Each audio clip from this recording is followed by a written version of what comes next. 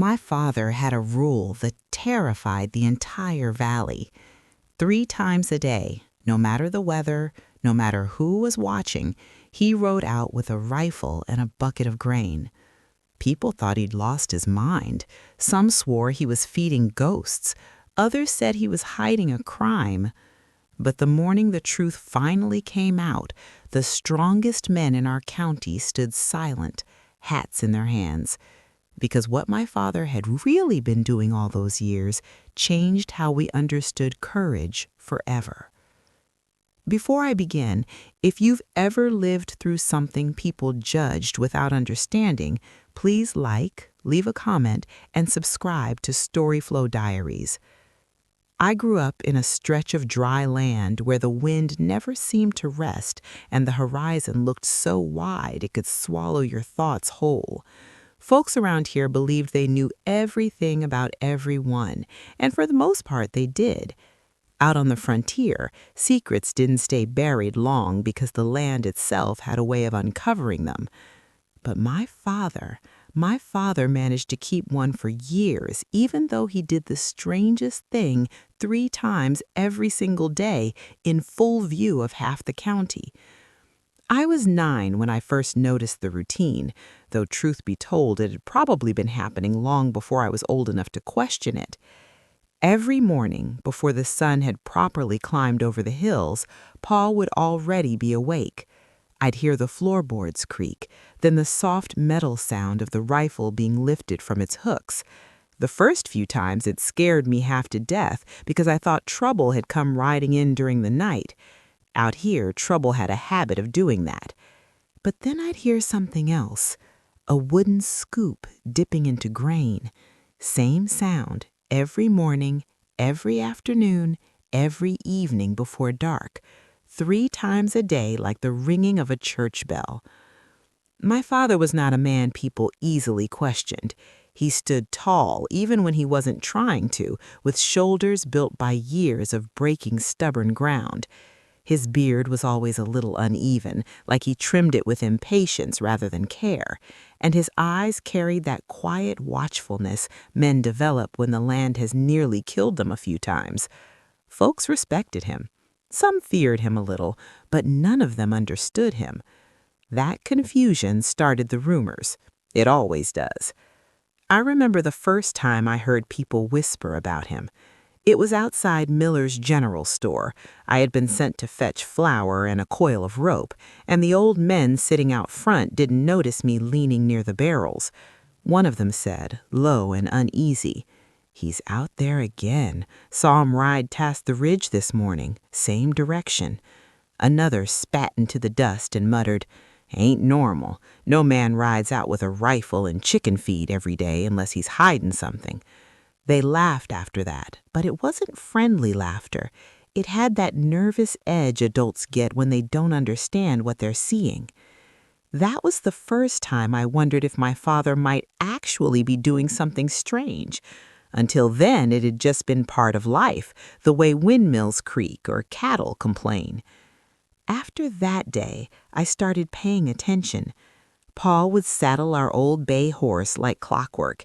He'd sling the rifle across his back, take a small sack or bucket of grain, and ride toward the same stretch of hills west of our ranch. He never invited anyone along, not neighbors, not hired hands, not even me. When I once asked where he went, he just said, "Work that needs doing." That was the end of it. In those days, children didn't press grown men the way they do now. Still, curiosity has a way of growing inside a boy like a burr in a sock. It rubs and rubs until you can't ignore it. The valley we lived in was the kind of place where people measured a man by the steadiness of his habits. Farmers watched the sky, ranchers watched their herds, shopkeepers watched their ledgers. My father, he watched something out in those hills, and the whole region slowly started watching him. At church gatherings, the conversation would drift there sooner or later. Someone would say they saw him riding at noon again. Someone else would say they heard a rifle shot echo across the flats at sunset. My mother never joined those conversations. She'd just keep stirring whatever pot sat on the stove and look out the window like she could see farther than anyone else. I asked her once what Pa was doing out there. She gave me a long look that carried both pride and worry and said, "Your father made a promise a long time ago." I waited for more, but she returned to cooking like the answer had already been complete. Promises meant something serious in our house. My father treated them heavier than law. If he gave his word, he followed through even when it hurt him, especially then. As the months passed, the stories outside our ranch grew stranger. A traveling trader claimed my father was guarding buried gold. A group of cowboys swore he was hunting the same animal every day and somehow missing it each time. One woman said she believed he was leaving offerings for spirits because no sane man wasted grain like that in dry years. That one spread fastest. Out here, people respected the land enough to believe it had moods. I tried asking Pa again one evening when he returned dusty and tired. "Did you catch whatever you're hunting?" I asked carefully. He paused while removing the saddle. For a moment, I thought he might finally tell me something real. Instead, he said, "Some things take patience, son."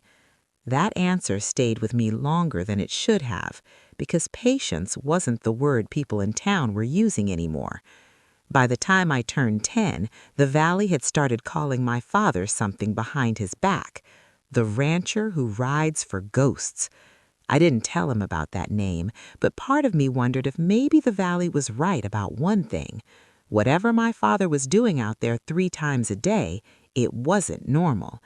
And the morning I finally followed him to find out the truth was the same morning our quiet life started to crack open in a way none of us were ready for. The morning I decided to follow my father began colder than most, the kind of cold that makes the boards of the house tighten and pop before sunrise.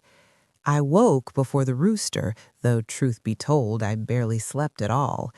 Curiosity had been chewing on me for weeks, maybe months, and that night it finally won. I heard Pa moving in the next room the same way he always did, quiet but heavy, like a man already carrying the day on his shoulders. The rifle came off the hooks, the grain scoops slid through the bucket. Same routine, same mystery. Only this time, I was ready. I slipped out of bed, pulled on my boots without tying them proper, and eased outside before he noticed. The sky still held that dark blue color that lives between night and morning. Our horse snorted soft clouds into the air while Pa tightened the saddle.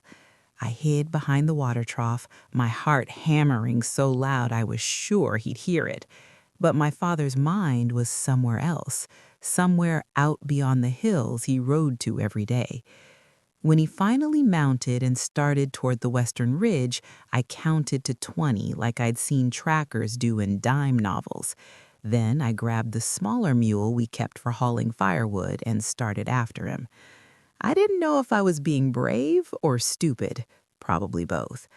The valley looked different when you weren't supposed to be somewhere.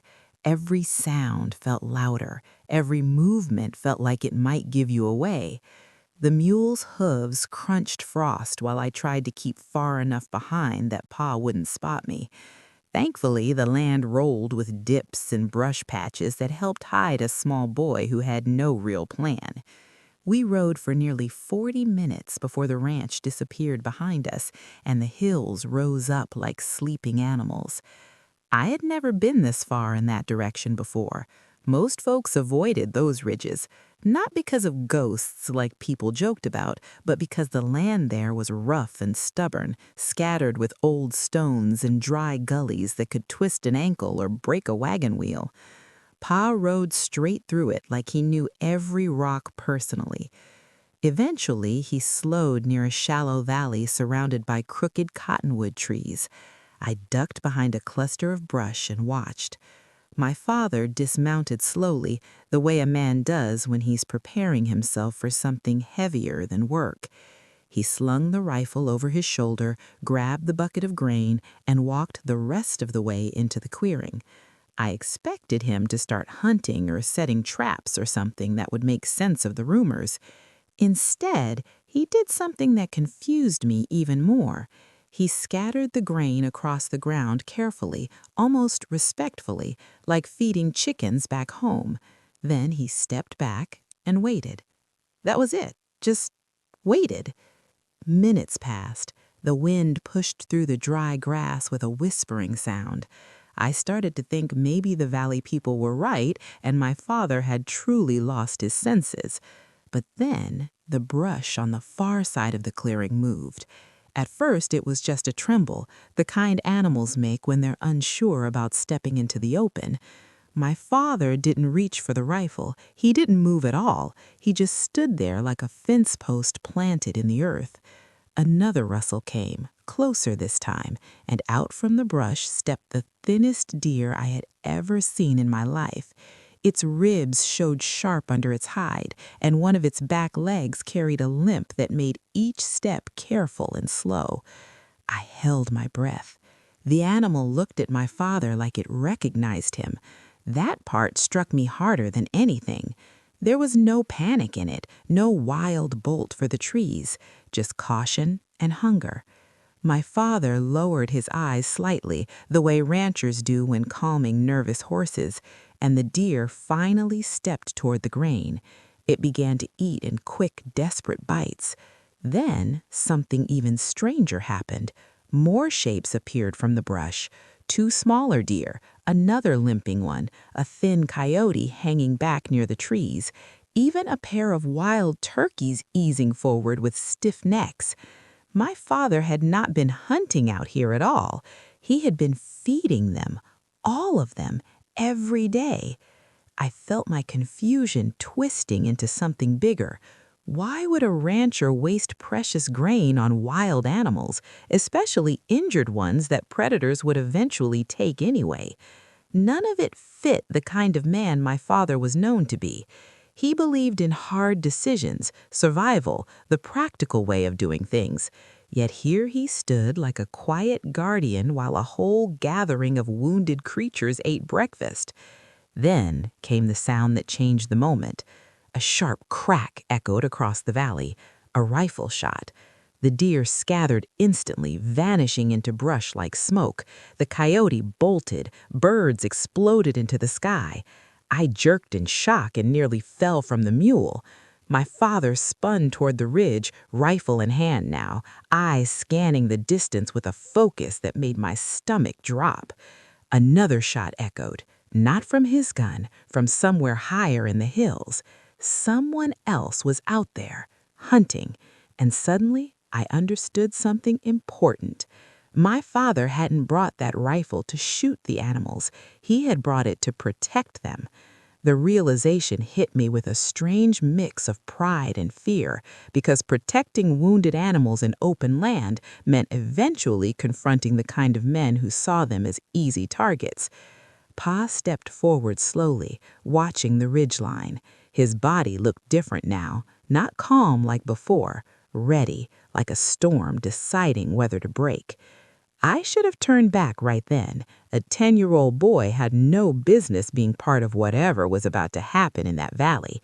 But curiosity kept my feet planted and my hands gripping the rope. That was the moment I heard a voice call from the ridge, rough, laughing, and very much aware someone else was down there. The voice that echoed down from the ridge had the kind of careless confidence that only comes from a man who believes the land belongs to him. I couldn't see the speaker yet, just the outline of movement against the pale sky above the rocks. My father didn't shout back. He simply stood there with the rifle lowered, but ready, his posture calm in a way that always made people uneasy. I had seen grown men lose arguments with that silence alone. The wind carried the smell of dust and cold brush across the clearing, while seconds stretched longer than they should have. Then the man finally stepped into view. He rode a dark horse and held his rifle across the saddle like it was part of him. Even from where I hid, I could tell he was smiling, the kind of smile that meant trouble enjoyed arriving early. "Mornin', rancher," he called. "Didn't know this valley had itself a keeper." My father's voice came back steady. "Morning." That was all he said. One word. No welcome, no challenge, just acknowledgement. The rider looked around the clearing at the scattered grain and the tracks left behind by the animals that had fled moments earlier. He chuckled under his breath. "Well, I'll be damned," he said. The stories were true. My stomach tightened hearing that, so the rumors had reached men who traveled these hills too. Pa resting one hand lightly near the rifle, but still didn't raise it. "You fired close," he said. "Scared 'em off." The rider shrugged like that didn't matter.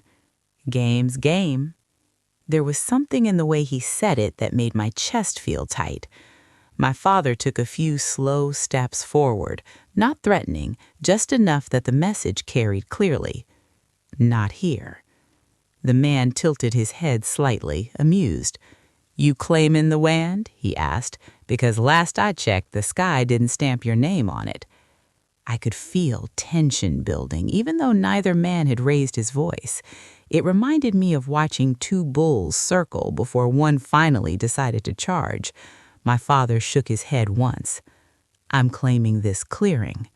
The rider laughed outright then, a loud, sharp sound that bounced off the hills. "For what? Feedin' half-dead animals?" He gestured toward the grain on the ground. "You some kind of saint now?" The word stung, even from where I sat hiding, because I knew people in town had been saying the same things behind our backs. My father didn't react to the insult. That was his way. He let other men show themselves first. "They're hurt," he said simply. The rider leaned forward on his saddle horn, still smiling, but with less humor in it now. "That's the wilderness, friend. Hurt things die." My father looked at the ground for a second, then back at the man. "Not today." Silence stretched again, thicker this time. Even the wind seemed to pause to see what would happen next. The rider studied him for a long moment. I had the strange feeling he was trying to decide whether my father was foolish or dangerous. Finally, he let out a breath through his nose. "You're the rancher folks been whispering about," he said. "The one riding out here 3 times a day." My father said nothing. The man tapped his rifle lightly against the saddle. "Name's Calder." He didn't offer a handshake or ride closer, just announced it like a warning sign hammered into wood. "You keep bringing feed out here," he said. "You're drawing animals from miles around, which means hunters like me are going to keep coming too." Pa nodded once like that was already understood. "Then I'll keep being here." The simplicity of that answer seemed to irritate Calder more than any argument could have. His smile faded a little. "You planning to scare everyone off forever?" My father met his eyes across the clearing. "Just the ones who shouldn't be here." I remember feeling a chill when he said that, not because he sounded angry, because he sounded certain. Calder studied him another moment, then gave a short laugh again, though it didn't reach his eyes this time. "You know what I think," he said. "I think you've gone soft living out here alone too long." My father didn't move.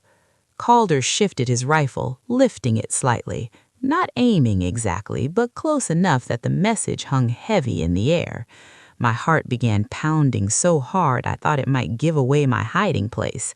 This was no longer just a strange morning mystery. It was turning into the kind of confrontation that changed lives. Pa's voice stayed level. "Put that down." Calder raised an eyebrow. "Or what?" Another long pause followed. My father didn't answer right away. When he finally spoke, his voice was quieter than before, but somehow it carried farther. "Or you'll learn why I ride out here 3 times a day." Something about that line made Calder hesitate just for a second, but I saw it. In that moment, I realized something I had been too young to understand before. My father hadn't been feeding those animals simply out of kindness. He had been preparing for this exact kind of day, preparing for men who believed the wounded didn't deserve another sunrise. Calder lowered the rifle slightly, but didn't look convinced. "You're serious," he said slowly. My father gave a small nod. "Always am." The wind returned, pushing dry grass in waves between them. Calder glanced around the clearing again, as if measuring the situation differently now. Eventually, he snorted and rested the rifle back on his saddle. "Fine. Plenty of land elsewhere." But before turning his horse, he looked back down at my father with a thin smile. "You can't guard this valley forever, rancher." My father answered without hesitation. "Watch me." Calder rode off toward the ridge, disappearing the way he had come. The tension in the clearing didn't leave right away, though. My father stayed still a long time, eyes fixed on the hills until the sound of hoofbeats completely faded. Only then did he finally exhale and lower the rifle fully. That should have been the moment I slipped away quietly and returned home without him ever knowing I had followed. But children make mistakes when curiosity mixes with awe. I shifted my foot slightly in the brush, the mule snorted, and my father turned his head directly toward where I was hiding. For a second, I considered staying perfectly still and hoping somehow the earth would swallow me whole. But my father's eyes had already locked onto the patch of brush where I was crouched. He didn't look angry at first, just tired in a way I had never noticed before. "You can come out now," he said. My stomach dropped straight into my boots. There was no sense pretending anymore. I stepped from behind the brush, leading the mule by its rope, trying to look smaller than I already was. Pa's expression shifted slowly from surprise to something heavier, something closer to disappointment mixed with worry. "How long have you been there?" he asked. His voice wasn't loud, but it carried weight. I stared at the ground a moment before answering. "Since the grain," I said quietly. He rubbed his forehead with one hand, like the morning had suddenly aged him 10 years. For a long moment he didn't speak, and I thought maybe I had broken some kind of trust that couldn't be fixed. Finally, he walked over, took the mule's rope from my hand, and tied it to a low branch. "You shouldn't be out here," he said. I nodded because I knew that much already, but the truth that had brought me all this way was still burning inside my chest. "Why are you feeding them?" I asked. The question hung in the cold air between us. My father looked across the clearing where the animals had stood earlier. The scattered grain glowed faintly in the rising sunlight. For a while, he didn't answer, and I started to think he might just send me home without explaining anything. Instead, he sighed and sat down on a flat rock near the center of the clearing. "Come here," he said. I walked over slowly and sat across from him, feeling like I had crossed some invisible line between being a child and being someone expected to understand harder things. Pa rested his forearms on his knees and stared at the trees for a long time before speaking. "You ever notice," he said, "how the world treats something once it's hurt?" I wasn't sure what to say, so I just shrugged a little. He nodded like he expected that answer. "Most folks see weakness and think the story's already finished," he continued. "Animal limps, people aim their rifles, man falls behind, others ride past." His voice stayed calm, but there was something underneath it I hadn't heard before, something older. I remembered the way Calder had spoken earlier, and suddenly the whole conversation made more sense. "But you're helping them," I said. My father looked at me then, really looked at me, like he was deciding how much truth a boy could carry. "I made a promise," he said again, the same words my mother had used months earlier, only now they sounded heavier. "To who?" I asked. He leaned back slightly, eyes drifting toward the ridge where Calder had appeared. "A man," he said quietly, "a long time ago." The wind moved through the clearing again while he gathered his thoughts. I had rarely heard my father talk about the past. Out here, people focused on the next winter, the next storm, the next harvest. Old stories stayed buried unless something forced them up. After a moment, he continued. "Before you were born," he said, "this valley wasn't as empty as it looks now." I listened carefully, sensing that whatever came next mattered more than any lesson I'd heard before. "There used to be a small ranch not far from here," he went on, "belonged to a man named Elias Turner. The name meant nothing to me, but the way my father said it made it sound important. He believed something most people didn't," Pa continued. "He believed the land gives back what you give it." I glanced around at the dry grass and crooked trees, trying to imagine the place any different. My father gave a small half-smile, like he knew what I was thinking. "Hard idea to believe out here," he admitted, "but he lived by it anyway." I leaned forward slightly. "What happened to him?" Pa's jaw tightened just a little. "Winter happened. A bad one." The words were simple, but the weight behind them felt enormous. "Snow came early that year, stayed longer than anyone expected. Animals started starving, people too." I could picture it, even though I hadn't lived it. Out here, food meant survival. When it ran out, things turned desperate fast. My father's voice lowered slightly. "Most ranchers protected their own herds first," he said. "That's the practical way. But Elias—" Pa paused a moment. "He kept feeding the wild ones, too." My eyes widened a little. "Like you?" He nodded slowly. "Like me." The pieces were beginning to fit together in my mind, but not all the way yet. "Did people think he was crazy too?" I asked. My father gave a quiet chuckle without humor. "Worse," he said. "They thought he was wasting what could save his own stock." He picked up a small stone and turned it in his fingers while remembering. "One night during that winter, I rode out to check fences. Storm had knocked half of them flat. I found Elias out here in this exact clearing. I looked around again with new eyes. The place suddenly felt less empty. He was spreading the last of his grain," Pa said. "Every bit of it." I frowned slightly. Why would he do that? My father looked straight at me then, his eyes carrying a sadness that had lived there longer than I had realized. "Because he believed mercy shouldn't depend on who benefits from it." The sentence sat heavy in the morning air.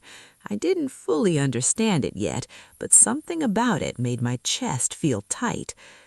"Did the animals survive?" I asked after a moment. My father stared down at the ground before answering. "Some did," he said quietly. "Elias didn't." The words landed like a stone dropping into deep water. Silence spread between us while the meaning settled slowly into my young mind. My father looked across the clearing again, where the animals had eaten earlier. The scattered grain glowed faintly in the rising sunlight. For a while, he didn't answer, and I started to think he might just send me home without explaining anything. Instead, he sighed and sat down on a flat rock near the center of the clearing. "Come here," he said.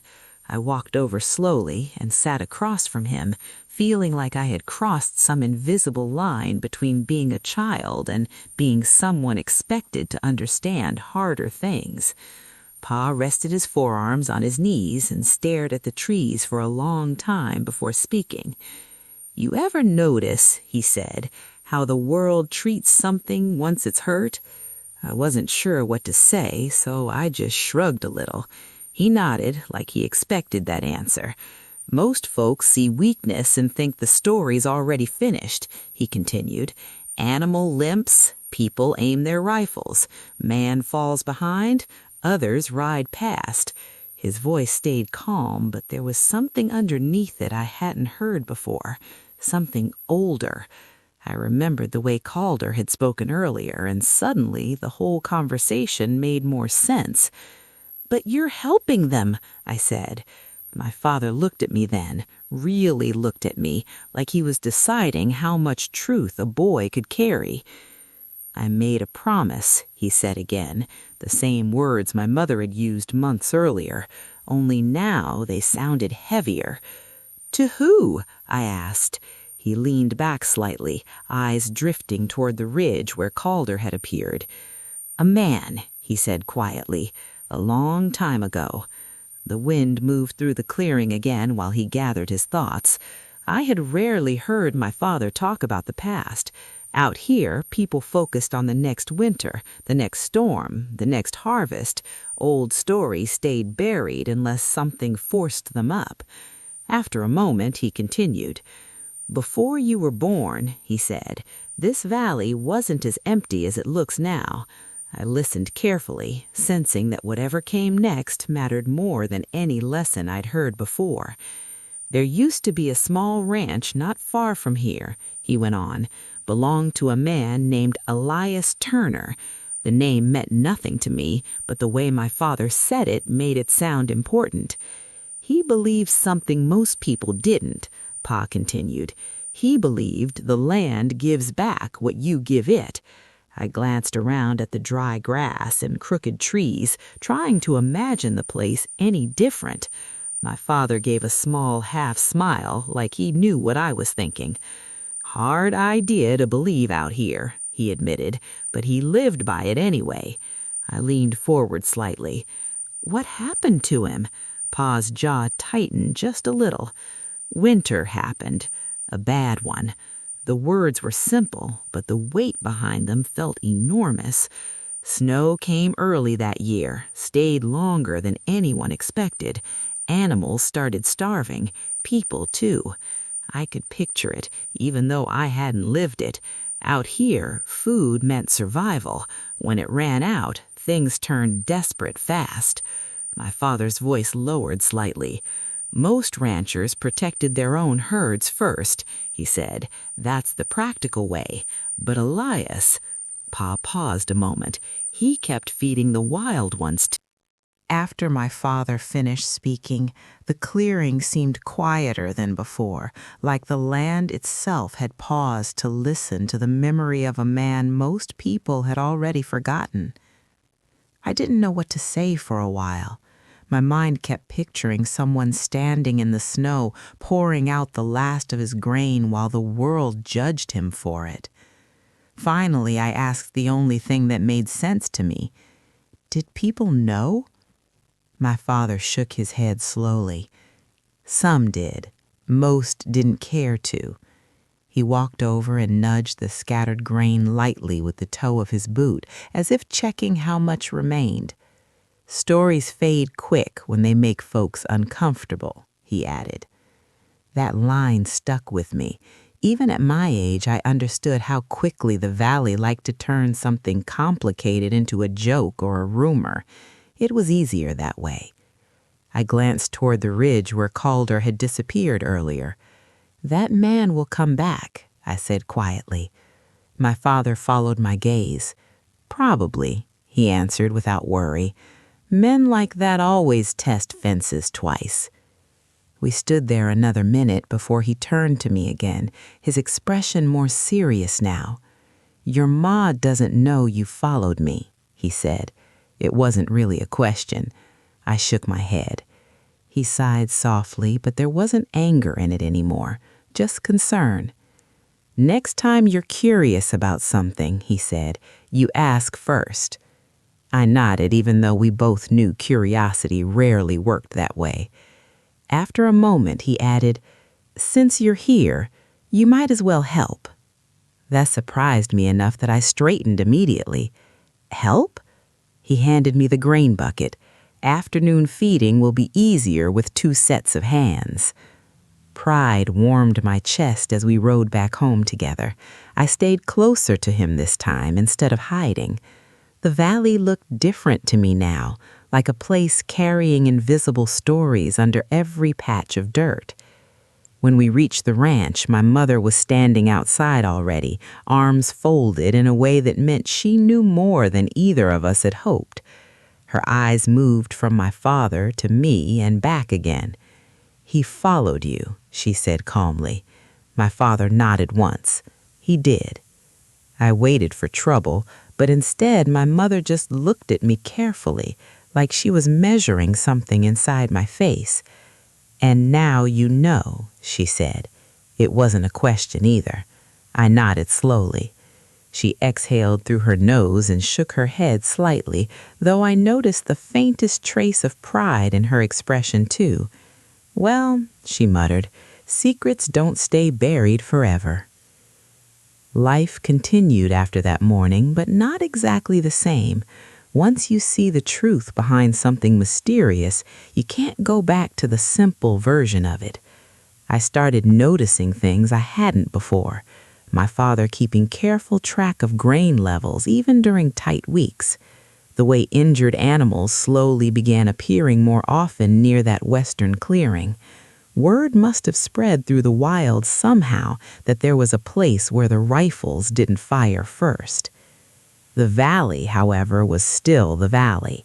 The rumors didn't stop just because I understood the truth now. In fact, they seemed to grow louder. A ranch hand told someone at the store that my father was building a strange herd of crippled creatures. Another man claimed he was trying to tame the wilderness like it was livestock. Some laughed, some shook their heads, a few looked uneasy about it, but nobody actually rode out there to see for themselves. Nobody except Calder. He returned about a week later. I wasn't in the clearing that time, but I saw him from the ranch house ridge speaking with my father again in the distance. Their figures were too far away to hear, but the tension was visible even from miles off. When Pa came home that evening, his face carried the quiet look he had when something unpleasant had been confirmed. At supper, my mother asked, "He came back?"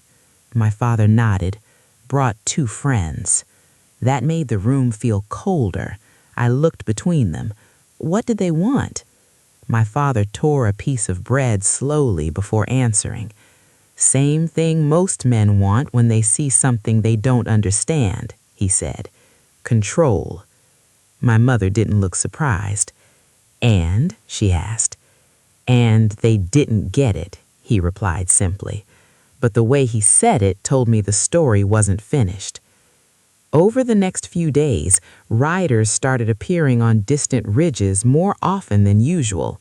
Sometimes they just watched the land through binoculars. Sometimes they rode closer before turning away again. The valley had noticed my father's clearing, and now curiosity was spreading the way prairie fire spreads when the wind picks up. I began helping him with the feedings whenever chores allowed it. At first, the animals stayed cautious around me, especially the coyote who watched everything like a suspicious old sheriff. But slowly they accepted my presence the same way they had accepted my father's. Watching them heal little by little did something strange inside my chest. It made the world feel softer than people claimed it was. But not everyone liked that softness. One afternoon, while we were returning from the second feeding, we spotted dust rising along the road toward our ranch. 3 riders. Even from far away, I recognized Calder's shape in the saddle. My father slowed his horse slightly, eyes narrowing toward the approaching figures. "Looks like the fence is being tested again," he murmured. The closer the riders came, the more serious their faces looked. Calder didn't bother with friendly greetings this time. He stopped a few yards from us and glanced toward the hills behind our property. "You're causing a stir, rancher," he said. My father didn't seem surprised. "So I hear." Calder rested his thumbs in his belt like a man delivering news he enjoyed. Hunters don't appreciate someone gathering their game in one place and guarding it. My father answered calmly, "They're welcome to hunt somewhere else." One of Calder's companions scoffed, "That clearing ain't yours." My father met his eyes without blinking. "It is while I'm standing in it." The air thickened again, the same way it had in the valley clearing. Calder studied him carefully, then glanced at me for the first time. Something about that look made my stomach twist.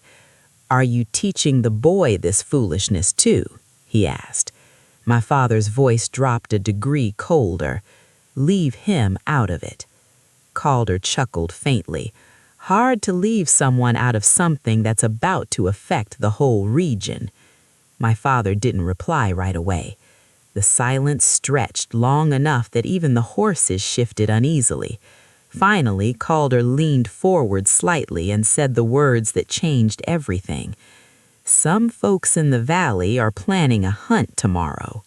The words sat in the air between us like a storm cloud that had finally decided to stop pretending it might pass. A hunt.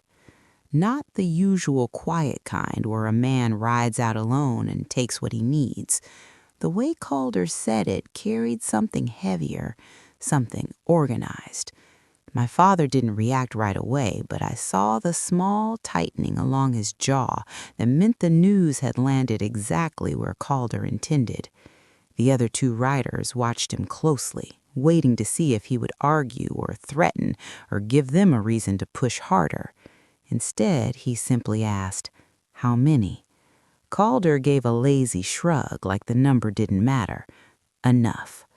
The wind moved across the fields behind our ranch, stirring the dry grass in long ripples. I felt suddenly aware of how quiet everything around us was, the kind of quiet that comes right before trouble steps forward. My father shifted slightly in the saddle, turning his horse so he faced all three men squarely. "You planning to run 'em straight through that valley?" he asked. Calder's smile crept back, slow and deliberate. "That's where the animals are gathering, ain't it?" My father didn't deny it. That silence told them everything. One of the other riders snorted. "Convenient spot, too," he added. "Open ground, easy shooting." My chest tightened hearing that. I pictured the deer with the limp, the nervous turkeys, even the suspicious old coyote, all trapped in that clearing if enough rifles surrounded it. My father's voice came out low but steady. "You'll find other game elsewhere." Calder tilted his head slightly. "You still not understanding something," he said. "This ain't about needing meat." The meaning of that statement hung heavy. This was about pride now, territory, the idea that no one man should decide how a piece of land is treated. My father studied him quietly for a moment. "So you rode all the way here to warn me?" Calder's expression didn't change much. "Call it courtesy." My father gave a small nod like he accepted the word even if he didn't believe it. "Appreciated." That response seemed to throw Calder off just a little. He had probably expected anger, maybe even a threat. Instead, he got calm acceptance, and that kind of reaction often unsettles men who come looking for a fight. One of the riders shifted impatiently. "We ride at sunup," he said. "Whole group meeting near the West Ridge." My father's eyes flicked toward the hills again. He looked thoughtful rather than afraid. That puzzled me in the moment. I couldn't understand how he could stay so calm knowing what was coming. Calder gave his reins a small tug and turned his horse halfway around.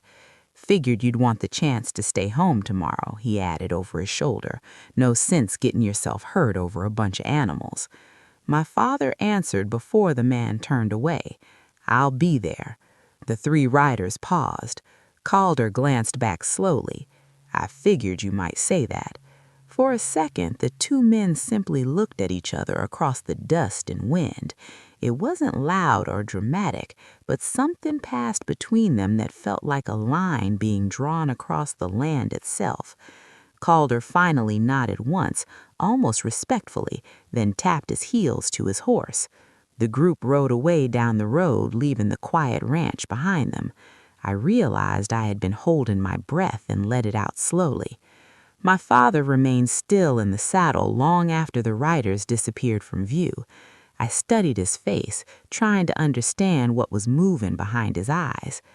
"Are they really going to do it?" I asked. He didn't answer right away.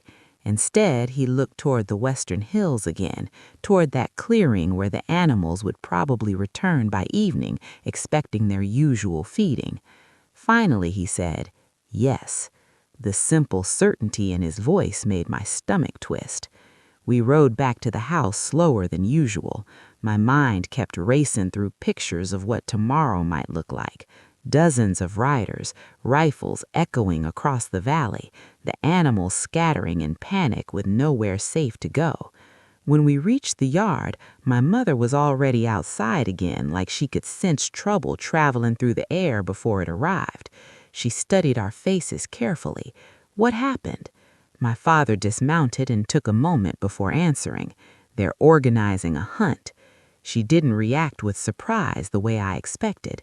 Instead, she closed her eyes briefly, like someone hearing news they had already feared. "Tomorrow?" she asked. "Sunrise." A long silence followed. I watched the two of them the way children do when they realize adults are speaking in a language of worry they're still learning to understand. My mother finally looked toward the hills as well. "How many?" she asked quietly. "Could be 20, maybe more." That number made my chest feel hollow. My mother folded her arms, thinking. After a moment, she said, "You can't stop that many alone." My father rested a hand on the fence rail. "I don't have to stop them all, just enough." She studied him for a long moment. "You made a promise," she said softly. He nodded once. "I did." Something unspoken passed between them then. Not an argument, not exactly agreement either, just the understanding that some choices had been made long before this day arrived. My father finally looked at me. "Inside," she said gently. Normally, I would have protested. That day, I didn't. I could feel something serious settling over the ranch, like the slow arrival of a storm. As the evening stretched on, my father prepared quietly. He checked the rifle, cleaned it carefully, then set it by the door the way he always did before the feedings, except this time the routine felt different. He was still going to the clearing 3 times that day like always, only now we all understood the last ride before dawn tomorrow might decide whether the promise he made years ago could actually survive the world we lived in. That night, the ranch felt different than any night I could remember. Not louder, not quieter exactly, just heavier. Like the air itself knew something important was coming with the sunrise. My father still followed his routine the same way he always did. After supper, he saddled the horse and rode out for the evening feeding. The sky was painted deep orange behind the western hills, and I remember thinking how strange it was that something so peaceful could exist at the same time as the trouble we knew was gathering out there. I asked if I could come with him, but my mother answered before he could. "Not tonight," she said firmly. I didn't argue. Something in her voice told me this was one of those moments when a boy listens even if he doesn't want to. So I stood near the fence and watched my father ride away toward the fading light. For a long time after he disappeared, the wind was the only thing moving across the fields. My mother joined me beside the fence eventually. She rested her arms on the top rail and looked toward the same horizon. "Your father's a stubborn man," she said quietly. I nodded. That wasn't exactly news. She smiled faintly, though there was worry behind it. "That stubbornness is the reason you grew up with a roof and food through the hard years," she added. "But it's also the reason tomorrow might be difficult." I didn't know what to say to that, so we stood there together in silence until the stars began appearing. My father returned after dark. Dust covered his boots and the horse looked tired, but his face carried that calm determination I had started recognizing more clearly. He tied the reins, stepped onto the porch, and paused a moment like he was listening to the night. My mother handed him a cup of coffee without asking anything yet. Finally, she said, "How many animals tonight?"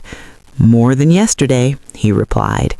I saw something like relief flicker across her expression, even though the situation hadn't improved. "Word spreads fast in the wild," she murmured. My father nodded. "Faster than among people sometimes." We sat together at the table afterward, the lantern casting soft light across the room. No one rushed to bed because sleep didn't seem very interested in visiting our house that night anyway. At one point, I finally asked the question that had been pressing on my chest all evening. "What happens if they don't listen tomorrow?" My father looked at me carefully before answering. "Then I remind them why promises matter." His voice wasn't threatening, it was steady in a way that made the words feel even more serious. My mother studied him over the rim of her cup. "You're not planning something foolish, are you?" she asked. He shook his head slightly. "Just honest." The lantern crackled softly while the three of us sat there thinking our separate thoughts about what morning would bring. Eventually, my mother sent me to bed even though I protested that I wouldn't sleep anyway. The truth was she probably wanted time to speak with my father alone. I lay awake staring at the ceiling while their quiet voices drifted from the other room. I couldn't hear the words clearly, only the rhythm of concern and understanding moving back and forth between them. Sometime during the night I must have dozed off, because the next thing I knew, a gentle hand was shaking my shoulder. When I opened my eyes, the sky outside my window was still blue dark. My father stood beside the bed, already dressed for riding. "Come on," he said softly. "If you're going to learn about promises, you might as well see what they cost." My heart started racing as I pulled on my boots. A few minutes later, we stepped outside into the cold morning air. My mother stood on the porch, wrapped in a shawl, watching us carefully. She didn't try to stop us. She just walked over and placed a hand briefly on my father's arm. "Come back," she said quietly. My father nodded once. We rode toward the western hills as the first gray light of dawn began spreading across the valley. The world felt still in that early hour, the kind of stillness that usually belongs only to animals and wind. But as we climbed the last ridge above the clearing, I began seeing movement in the distance. Riders. Lots of them. They were gathering exactly where Calder had said they would. Horses shifting, men talking, rifles glinting faintly in the early light. My stomach tightened seeing how many there actually were. At least 20, maybe more. My father didn't slow. He guided our horse straight down toward the clearing, the same way he had every day before this. When the hunters noticed us approaching, their conversations quieted. One by one, their attention turned our direction. Calder sat near the center of the group, looking almost pleased that we had shown up. My father rode into the clearing and stopped right where he always scattered the grain. The riders formed a loose half-circle around the area, but kept their distance for the moment. Calder tipped his hat slightly. "Morning, rancher," he called back. My father nodded back. "Morning." The hunters looked curious more than hostile at first, like men waiting to see a strange show they'd heard rumors about.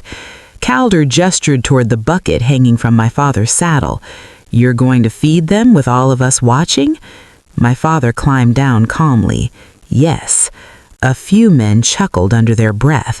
One muttered something about madness, but my father ignored them and began spreading the grain across the clearing exactly the same way he always did. The sound of kernels hitting dirt seemed unusually loud in the silence.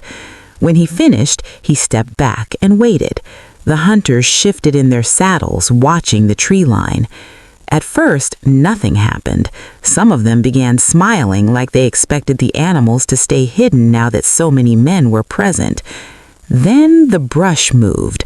One deer stepped out cautiously, then another.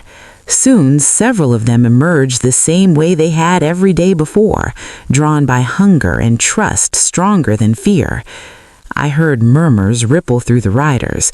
Some seemed surprised, others simply lifted their rifles slightly in anticipation. My father's voice carried across the clearing before anyone fired. "Before you pull those triggers," he said, "there's something you should know." Every eye turned toward him as the animals continued edging closer to the grain. My father stood there in the middle of that open ground, facing 22 armed men without raising his rifle at all. "Years ago," he began, "a man died in this valley because he believed kindness shouldn't disappear just because the world got hard." The hunters listened now, uncertain where this was going. Calder watched with narrowed eyes. My father continued, calm and clear. "I gave him my word someone would keep showing up for the wounded." The wind moved through the clearing again while the animals began eating behind him. My father gestured lightly toward them. "So if you're going to shoot today," he said, "you'll have to start with me." For a moment after my father spoke, no one moved. The only sounds in the clearing were the quiet pecking of grain and the shifting of horses under nervous riders. I remember that stillness clearer than anything else from that morning. 24 men sat there holding rifles, yet somehow the calmest person in that entire valley was the one standing on the ground without aiming a weapon at anyone. My father's hands rested loosely at his sides while the animals ate behind him, like they trusted the promise he had made more than the danger surrounding them. Calder studied him carefully. The smug confidence he usually carried had faded into something more thoughtful. "You're serious about this," he said after a long pause. My father nodded once. "Always was." A few of the hunters exchanged looks with each other. Some of them clearly hadn't expected this to turn into a standoff with a man willing to place himself between them and their target. One of the riders near the edge of the group shifted uncomfortably. "We didn't ride out here to shoot a rancher," he muttered. Another man lowered his rifle slightly, uncertain now. But not everyone softened that quickly. One rider scoffed under his breath. "It's just animals," he said. "You're acting like they're family." My father looked at him calmly. "Everything breathing on this land belongs to the same hard story," he replied. The words weren't loud, but they carried across the clearing in a way that made even the wind seem to pause again. I glanced around at the faces of those men. Some looked annoyed, some thoughtful, some embarrassed to be standing there with rifles pointed toward creatures that were simply trying to eat. Calder rubbed his jaw slowly, considering the situation. "You expect all of us to ride home empty-handed because of a promise you made to a dead man?" he asked. My father didn't hesitate. "Yes." A few riders chuckled nervously, but the laughter faded quickly when they realized he wasn't joking. Calder looked past him at the animals gathered behind. The limping deer had returned, cautiously chewing grain just a few yards from my father's back. The sight seemed to settle something deeper in the man's mind. "You know," Calder said slowly, "most folks in this valley think you're crazy." My father gave a small shrug. "Most folks don't come see things for themselves." That answer drifted through the riders like dust on the wind. One of the older hunters shifted in his saddle and sighed. "He ain't wrong about that," he said quietly. Another man lowered his rifle completely and rested it across his lap. "Hell," he muttered, "there's plenty of deer north of the ridge anyway." I could feel the mood of the group beginning to change, though not all at once. Pride is a stubborn thing, especially in a crowd. Calder noticed it too. His eyes moved slowly from rider to rider. Finally, he let out a breath and looked back at my father. "You're putting a lot of faith in people today," he said. My father shook his head slightly. "No," he replied. "I'm putting faith in the idea that men would rather be decent than cruel once they're given the chance." That sentence hung in the air longer than any threat could have. I watched Calder closely then. Something behind his expression shifted, though it was subtle, the kind of change that happens when a man realizes the story he believed about someone might not be the whole truth. One of his companions cleared his throat awkwardly. "We could ride east," he suggested. "Game's thicker there this time of year." Another nodded slowly. A few others murmured agreement. Calder remained silent for several seconds more, looking around the clearing at the animals eating calmly despite the ring of horses. Finally, he shook his head once and gave a quiet laugh. "You stubborn son of a gun," he said to my father. My father didn't smile, but there was something softer in his eyes now. Calder lifted his rifle, and for a split second my chest tightened in fear that everything was about to go wrong anyway. Instead, he turned the gun sideways and rested it back in its saddle holster. "All right," he said loud enough for everyone to hear. "We ride somewhere else." The tension broke like a rope snapping. A few riders immediately turned their horses away, relieved the choice had been made for them. Others followed more slowly, still glancing toward the clearing as if trying to make sense of what had just happened. The animals continued eating, almost completely ignoring the men now. Calder lingered a moment longer. He guided his horse a few steps closer to my father, but still kept a respectful distance. "You know," Calder said slowly, "most folks in this valley think you're crazy." My father gave a small shrug. "Most folks don't come see things for themselves." That answer drifted through the riders like dust on the wind. One of the older hunters shifted in his saddle and sighed. "He ain't wrong about that," he said quietly. Another man lowered his rifle completely and rested it across his lap. "Hell," he muttered, "there's plenty of deer north of the ridge anyway." I could feel the mood of the group beginning to change, though not all at once. Pride is a stubborn thing, especially in a crowd. Calder noticed it too. His eyes moved slowly from rider to rider. Finally, he let out a breath and looked back at my father. "You're putting a lot of faith in people today," he said. My father shook his head slightly. "No," he replied. "I'm putting faith in the idea that men would rather be decent than cruel once they're given the chance." That sentence hung in the air longer than any threat could have. I watched Calder closely then. Something behind his expression shifted, though it was subtle. The kind of change that happens when a man realizes the story he believed about someone might not be the whole truth. One of his companions cleared his throat awkwardly. "We could ride east," he suggested. "Game's thicker there this time of year." Another nodded slowly. A few others murmured agreement. Calder remained silent for several seconds more, looking around the clearing at the animals eating calmly despite the ring of horses. Finally, he shook his head once and gave a quiet laugh. "You stubborn son of a gun," he said to my father. My father didn't smile, but there was something softer in his eyes now. Calder lifted his rifle, and for a split second my chest tightened in fear that everything was about to go wrong anyway. Instead, he turned the gun sideways and rested it back in its saddle holster.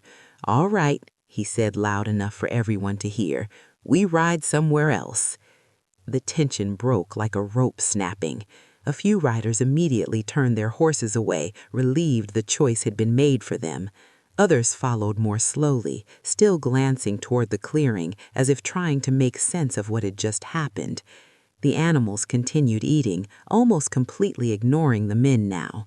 Calder lingered a moment longer. He guided his horse a few steps closer to my father, but still kept a respectful distance. "You know," Calder said slowly, "most folks in this valley think you're crazy." My father gave a small shrug. "Most folks don't come see things for themselves." That answer drifted through the riders like dust on the wind.